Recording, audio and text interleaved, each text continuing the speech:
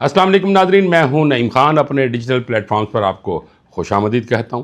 امید ہے کہ آپ خیریت سے ہوں گے، اللہ آپ کو خیریت سے ہی رکھے۔ ویڈیو میں آگے بڑھنے سے پہلے آپ سے ریکویسٹ کہ ہمارے چینل کو سبسکرائب کرنا مت بھولیے گا، بیل آئیکن کو پریس کر دیجیے گا، اگر ویڈیو اچھی لگی تو لائک اور شیئر ضرور کیجیے گا۔ اب روس ایران اور امریکہ کی ثالثی کروائے گا، بات ہضم نہیں ہو رہی کچھ۔ یہ تو ایسے ہی ہے جیسے اسرائیل پاکستان اور ہندوستان سے کہے کہ کشمیر کے مسئلے پر آپ کی صلح کروا دیتے ہیں۔ ہندوستان تو شاید مان جائے، چونکہ یہود اور ہنود ایک ہی چیز ہے، لیکن پاکستان نہیں مانے گا۔ بالکل ایسے ہی کہ اب روس یہ کہے کہ میں ایران اور امریکہ کے درمیان ثالثی کروا دیتا ہوں، ایران تو مان جائے گا لیکن امریکہ نہیں۔ پھر آ جا کر نظریں پاکستان پر جمی ہوئی، کیونکہ یہ ایک دو ملکوں کا معاملہ نہیں ہے، یہ ایک پورے خطے کا معاملہ ہے۔ ناظرین، اگر کوئی ملک آتا ہے جو غیر جانبدار ہے، جس کے کسی کے ساتھ بھی کوئی تنازعات نہیں ہیں، تو وہ پاکستان ہے ناظرین۔ اور پاکستان کو ہی اللہ نے ہمیشہ عزت و آبرو بخشی ہے۔ پاکستان ہمیشہ کھڑا رہا، مشکل حالات میں بھی کھڑا رہا اور اچھے حالات میں بھی۔ اور لوگ تو یہ کہتے ہیں نا کہ اچھے حالات کا لوگ بھول جاتے ہیں کہ اچھے حالات ہوتے ہیں اس ملک میں۔ بعض اوقات عالمی جو دباؤ ہے یا اس کے تناؤ کی وجہ سے ملک میں کوئی تھوڑا سا مسئلہ بن جاتا ہے، ادروائز ملک بہترین چل رہا ہے۔ اب یہ کوئی کہے کہ جی ملک غریب ہے، تو ملک غریب نہیں ہے، ملک کو اللہ پاک نے بڑی نعمتوں سے مالا مال کر رکھا ہے۔ تو میں یہ کہہ رہا تھا کہ ناظرین کہ پھر تنازع کو حل کرنے کے لیے دونوں ملکوں کی نظریں پھر ایک ہی ملک پر جاتی ہیں، اور وہ ہے پاکستان۔ بلا شبہ ایرانی وزیر خارجہ رشیا موجود ہیں، اور ان کی ملاقات صدر پوٹن سے بھی ہوئی ہے، اور صدر پوٹن نے یہ بھی باور کروا دیا، بلکہ یقین دہانی کروائی ہے کہ وہ ایران کے ساتھ ہیں، وہ ہر مسئلے پر، ہر مرحلے پر ایران کے ساتھ ہیں۔ وہ مجھے اپنے ایک صحافی دوست کی بات یاد آ گئی، وہ کہہ رہے تھے کہ ایران یہ چاہتا ہے کہ جو آبِ ہرمز کا مسئلہ ہے وہ عمان کے ساتھ مل کر طے کیا جائے، اور جو جوہری معاملہ ہے وہ روس کے ساتھ مل کر طے کیا جائے، اور جو پیغام رسانی کا مسئلہ ہے وہ پاکستان کے ساتھ مل کر طے کیا جائے، کیونکہ پاکستان ایک اچھا بیچ میں جو میڈیٹر ہے، اور جو یہ سلسلہ پیغام رسانی کا ہے یہ پاکستان سے ہی کروایا جائے۔ تو میں اپنے اس صحافی دوست اور آپ کو بھی یہ عرض کر دوں کہ ہر طرف افراتفری کا دور ہے، تضادات کا دور ہے، کوئی کچھ کہہ رہا ہے، کوئی کچھ کہہ رہا ہے، لیکن اصل بات ہے کیا، یہ ایرانی قیادت کے علاوہ اور کوئی بھی نہیں جانتا۔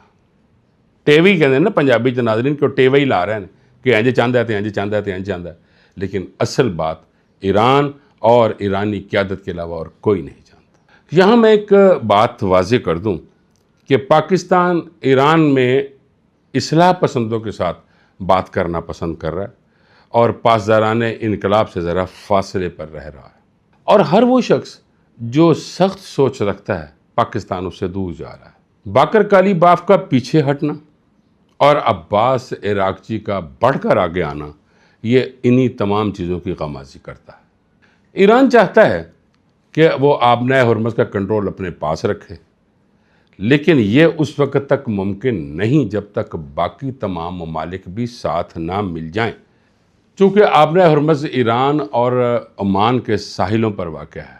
اب دیکھنا یہ ہے ناظرین کہ کیا ایران کی یہ خواہش پوری ہو سکتی ہے کہ وہ آبنائے ہرمز کا کنٹرول اپنے پاس رکھے، چونکہ پوری دنیا کی معیشت اسی موڑ کے اوپر یعنی آبنائے ہرمز پر ٹکی ہوئی ہے، اور اگر ایران یہ چاہے کہ یہ اکیلا میں ہی سنبھالوں، یہ ممکن نظر نہیں آ رہا۔ جب عباس عراقچی پاکستان آئے تو یہی پرپوزل لے کر آئے اور کہا کہ اسی پرپوزل کو منوا دیجیے۔ پاکستان نے کہا کہ وہ امریکہ سے بات کرتا ہے اور امید ہے کہ وہ اس پرپوزل کو مان لیں گے، اور پھر ایران نے کچھ مزید ضمانتیں مانگی اور اسی وجہ سے ملاقات نہ ہو سکی، اور پھر عباس عراقچی پاکستان کا طیارہ لے کر عمان گئے اور پھر واپس آ گئے۔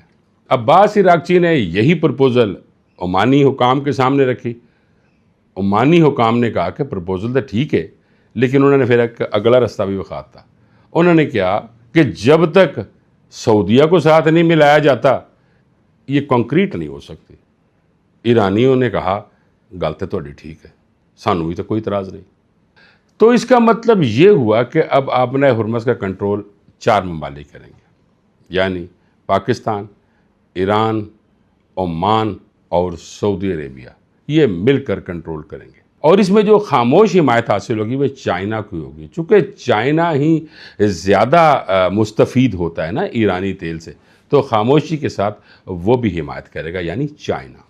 اب ایران کو خطے کی ایک اور بڑی طاقت روس کو بھی رضامند کرنا ہوگا کہ آبنۂ ہرمز سے گزرنے والے جو جہاز ہیں ان پر ٹیکس وصول کیا جائے اور ایران اس کو لے، یا پھر کوئی الگ اتھارٹی بنا دی جائے جو یہ ٹیکس وصول کرے۔ اب رشیا نے بھی یہ کہہ دیا ایران کو کہ ہم ان کی ہر بات کی تائید کرتے ہیں اور حمایت کرتے ہیں۔ اب اگلا منظرنامہ کیا ہوگا؟ امریکہ تک یہ تمام باتیں پہنچائی جائیں گی اور پھر مذاکرات کا شاید دوسرا دور شروع ہو جائے۔ لیکن میرے خیال میں ناظرین کہ یہ مذاکرات کا جو دوسرا دور ہے یہ ایک نمائشی دور ہوگا جس میں مسکراہٹیں ہوں گی، فوٹو سیشن ہوں گے، دستاویزات کا تبادلہ ہوگا اور ٹاٹا بائے بائے۔ اب ذرا دیکھیں ناظرین کہ صدر ٹرمپ کی زیر صدارت ایک اجلاس اوول آفس میں ہوا جس میں جنگ بندی اور وفد پاکستان بھیجنے پر تبادلہ خیال ہوا۔ اب الجزیرہ ٹی وی رپورٹ کر رہا ہے مختلف ذرائع کو بیچ میں شامل کر کے، اور یہ کہہ رہا ہے کہ صدر ٹرمپ جو عارضی جنگ بندی ہے اس کے خاتمے کا اعلان بھی کر سکتے ہیں اور فضائی حملے بھی ایران پر شروع کر سکتے ہیں، یا پھر مذاکراتی دور کو آگے بڑھا سکتے ہیں اور اپنے وفد کو پاکستان بھیج سکتے ہیں۔ وہ کہتے ہیں نا ناظرین، صاف چھپتے بھی نہیں، سامنے آتے بھی نہیں، الجزیرہ کا موقف کچھ ایسا ہی ہے۔ اب اگلے چند گھنٹے کچھ زیادہ اہم ہیں، چونکہ ان گھنٹوں میں یہ فیصلہ ہو جائے گا کہ امریکہ اور ایران کے تنازع کا اگلا حل کیا ہوگا۔ ویڈیو کے آخر میں یہ عرض کرتا چلوں کہ بانی پی ٹی آئی کو کل اڈیالہ جیل سے پیمز ہاسپٹل منتقل کیا گیا جہاں ان کو چوتھی ڈوز لگنی تھی ان کی آنکھ کی۔ پیمز انتظامیہ کی جانب سے یہ تفصیلات جاری کر دی گئی ہیں کہ بانی پی ٹی آئی کی جو چوتھی ڈوز ہے انٹر اوٹیریل انجیکشن اس کو لگا دیا گیا ہے اور وہ بالکل خیریت سے ہیں، اور اس انجیکشن لگنے کے بعد بانی پی ٹی آئی کو دوبارہ اڈیالہ جیل منتقل کر دیا گیا ہے۔ پیمز انتظامیہ کی جانب سے جو اعلامیہ جاری کیا گیا اس میں یہ کہا گیا کہ ان کو یعنی بانی پی ٹی آئی کے انجیکشن لگانے والے معاملے پہ پہلے ان کی رضامندی یعنی بانی پی ٹی آئی کی رضامندی حاصل کی گئی، اور اس کے بعد مناسب جو پروٹوکولز ہیں ان کو بھی ایڈاپٹ کیا گیا، اور پھر ان کو بتایا گیا کہ آپ کی یہ چوتھی ڈوز انجیکشن کی ہے، تو انہوں نے کہا کہ ہاں لگا دیا جائے۔ تو پھر جب ان کی رضامندی ہوئی تو اس کے بعد پھر ان کو چوتھی ڈوز آنکھ پہ وہ جو انجیکشن والی وہ لگا دی گئی، اور کچھ دیر وہ وہاں پہ رہے ہاسپٹل میں۔ اس دوران تمام آنے جانے کے لوگوں پر پابندی تھی، موبائلز ان سے تھے وہ کنٹرول میں کر لیے گئے، اور کسی کو یہ اجازت نہ تھی کہ وہ موبائل اپنے پاس رکھے اور یا کوئی اندر آ سکے، چونکہ سخت حفاظتی پروٹوکول میں یہ سارا کچھ ہو رہا تھا۔ جب یہ انجیکشن لگا دیا گیا تو کچھ دیر وہاں رہے بانی پی ٹی آئی، اور اس کے بعد ان کو دوبارہ حفاظت میں اڈیالہ جیل منتقل کر دیا۔ اس ضمن میں عرض کر دوں کہ بانی پی ٹی آئی کو جب اڈیالہ جیل سے پیمز ہاسپٹل لایا گیا تو اس بارے میں پارٹی رہنماؤں کو بھی مطلع نہیں کیا گیا اور فیملی کے بھی کسی ممبر کو مطلع نہیں کیا گیا، جس کی وجہ سے فیملی ممبرز اور پارٹی رہنماؤں میں سخت تشویش پائی جا رہی ہے۔ ابھی جب میں یہ ویڈیو ریکارڈ کر رہا ہوں یہ خبر آئی ہے کہ بشرا بی بی کی آنکھ کا معائنہ کرنے کے لیے بھی الشفا ٹرسٹ کے ڈاکٹر ندیم قریشی اپنے وفد کے ہمراہ پہنچ گئے ہیں اڈیالہ جیل، اور ان کی آنکھ کا مکمل معائنہ کیا جا رہا ہے، اور ان کی حالت کیسی ہے وہ ہم آپ کو اگلی ویڈیو میں بتائیں گے۔ ناظرین اب تک کے لیے اتنا ہی، آپ سے ملاقات ہوگی اگلی ویڈیو میں، مجھے اجازت دیجیے، اللہ نگہبان۔